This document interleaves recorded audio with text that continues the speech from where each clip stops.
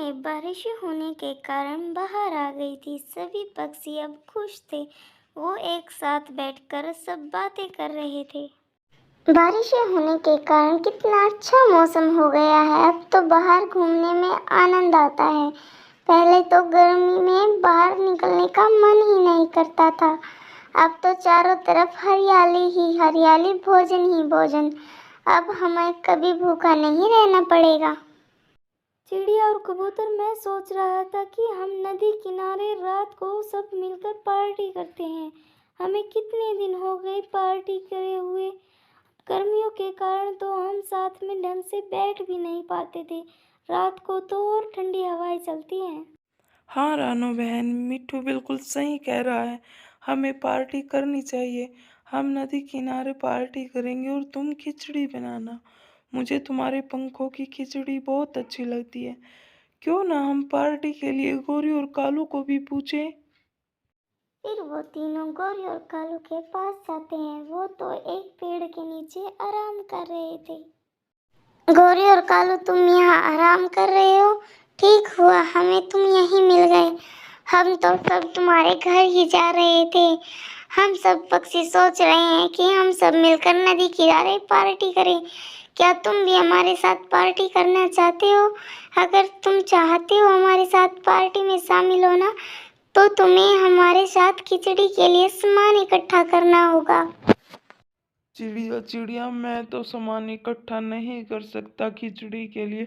मेरी तो पंखों में बहुत दर्द है, मुझसे तो उड़ा ही नहीं जाएगा। गौरी, क्या तुम इनके साथ खिचड़ी का सामान इकट्ठा करोगी?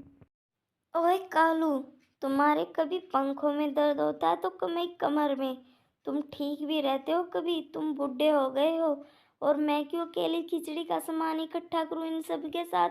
खिचड़ी तुम भी तो खाओगे। और मुझे नहीं करनी कोई पार्टी वार्टी। मैं तो अपने घर में बैठ के आराम से दाना खाऊंगी। तुम ही करो पार्टी।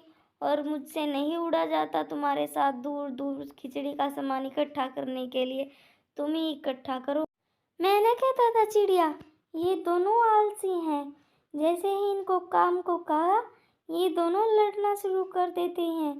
और जैसे ही हमारी शाम को खिचड़ी बनकर तैयार होगी, ये दोनों खाने के लिए वहाँ पहुँच जाएंगे। मैं कहता हूँ तुम्हें, तुमने अब की बार इन पर तरस खाकर खिचड़ी दी, तो मैं तुम्हारे साथ मिलकर कभी भी पार्टी नहीं करूँगा। आप ठीक कहते थे मिट्ठू भाई, ये दोनों ऐसे ही करेंगे। चलो यहाँ से हम सब मिलकर ही सामान इकट्ठा कर लेंगे खिचड़ी के लिए। और मैं अब की बार इनको कोई खिचड़ी देने वाली नहीं हूँ। रानो बहन, खिचड़ी के लिए दाल चावल मसाले तो इकट्ठा हो गए, बस नमक बाकी है। मैं और मिट्टू शाम होने से पहले पहाड़ों से नमक लेकर आते हैं। इतना आप यहाँ पर खिचड़ी चढ़ा लो, हम आते हैं अभी नमक लेकर। ठीक है कबूतर भाई, आप शाम होने से पहले लौट आना। पहाड़ों पर शाम को शिकारी पक्षी घूमते हैं। अब तो रात होने को आई है और खिचड़ी भी बन गई है, लेकिन मिट्ठू और कबूतर भाई अब तक नमक लेकर नहीं आए। मुझे तो उन दोनों की चिंता हो रही है। चिड़िया इतना सोच ही रही थी कि तभी मिट्ठू और कबूतर आ जाते हैं। कबूतर और मिट्ठू भाई, आपको इतनी देर कैसे लगी? मैं तो आपका कब से इंतजार कर रही हूँ। मुझे तो चिंता हो रही थी, अब तक आप क्यों नहीं आई? कुछ नहीं चिड़िया बहन, हवा तेज होने के कारण तेज नहीं उड़ा जा रहा था, इसलिए लेट हो गए। हमें बहुत भूख लगी है, जल्दी से नमक मिलाकर हमें खिचड़ी दे दो। खिचड़ी की खुशबू तो इतनी अच्छी आ रही है कि मेरे मुंह में तो पानी आ गया है। बस अब तो रुका नहीं जा रहा। ठीक है कबूतर भाई, मैं सबके लिए खिचड़ी डालती हूँ। फिर चिड़िया सबके लिए खिचड़ी डाल देती है और सब खाने लगते हैं। चिड़िया बहन, जो सबके साथ बैठकर खिचड़ी खाने में मज़ा है, वो अकेले बैठकर खाने में कहाँ।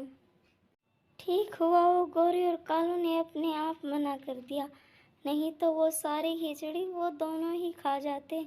हमें तो कुछ मिलता ही नहीं।